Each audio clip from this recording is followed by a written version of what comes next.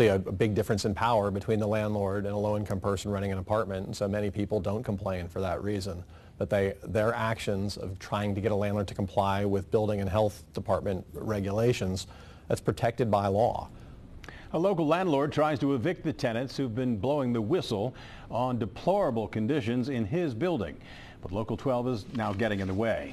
Good evening, everybody. A landlord is trying to silence his tenants and keep them from talking with Local 12 and city officials about the mess inside one of his apartment buildings. The residents told us yesterday about their concerns that power may be cut off because the owner, Terrance Sebastian, hasn't been paying his bills. Now, even as the story aired, Sebastian was apparently trying to intimidate the tenants with eviction orders. Local 12's Rich Jaffe joins us now live from there with a look at some new problems for Sebastian. Rich?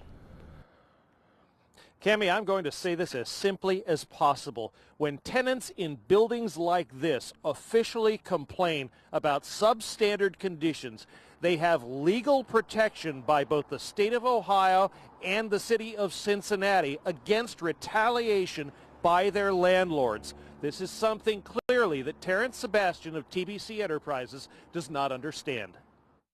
After showing us leaks in his apartment on 2 different occasions, late yesterday, as we were putting the problems on TV, Jesse Duke got a surprise from his landlord, Terrance Sebastian of TBC Enterprises, an eviction notice. And when you read it, what went through your mind?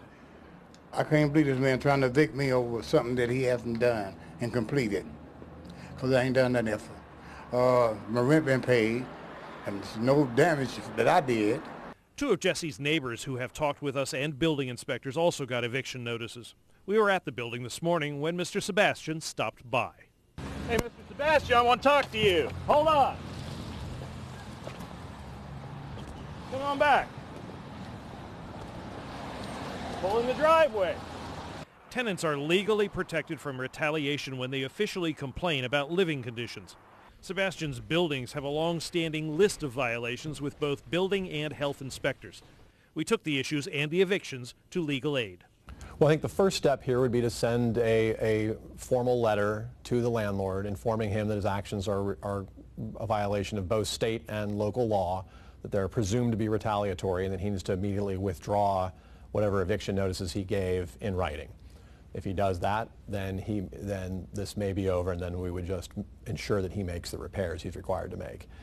Those repairs also include this building on Oak Street, where Terry Ayers lives. He's a slumlord. He don't want to fix anything. So, like for me, I'm living a life of a landlord that's no good. On Highland, though, Jesse says, I feel a lot better knowing that I got somebody with me, and you all, Town 12, have been with me. I really appreciate it. I needed that support, and I got a backup. Now, if Terrance Sebastian does not rescind those eviction notices, he could be hit with major fines from the city and legal aid, as well as have to pay the legal expenses of the tenants as this case moves forward, because they will be represented by legal aid. We'll keep you posted on how that progresses. In Corryville, Rich Jaffe, Local 12 News. Cammie? And he's right. We do have the backs of these tenants, and I know you're going to stay on this story, Rich. Certainly will. All right, appreciate it. According to Cincinnati Municipal Code, landlords cannot retaliate in any way against tenants for 6 months after the tenants complain to inspection agencies. Retaliation is something the inspectors and legal aid attorneys take very seriously.